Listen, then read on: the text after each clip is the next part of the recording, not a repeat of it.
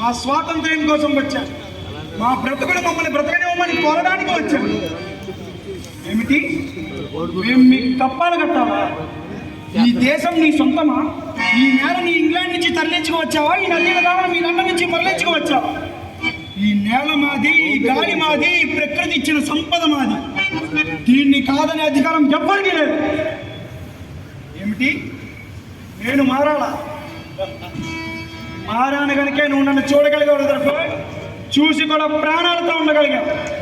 కానీ ఆ మార్పు నీ కోసం కాదు, నా కోసం కాదు, పుణ్యం పుణ్యం ఎరుగని నా మన్యం ప్రజల కోసం.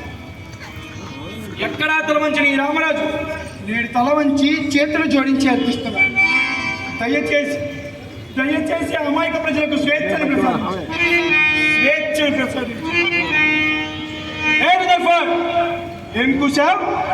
నా జాతి చావదొచ్చిన పిరిగి బందల జాత. ఇప్పుడు చెప్పు, నువ్వు పిరిగి బందవా లేక నేను పిరిగి బందవా? శాంతి చర్చలకే పిలిచింది నన్ను చంపడానికి అని తెలిసిన మన్య ప్రజలను కాపాడడానికి ఒంటరిగా వచ్చిన నేను పిరిగి బందనా లేక చుట్టూ ఇంతమంది సైన్యం ఉన్నా నన్ను చూసి భయపడుతున్నా నువ్వు పిరిగి బందవా?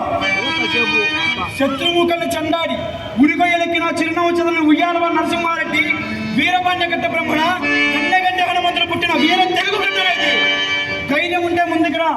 మీ చావ నా చావ తెలుస్తుంది.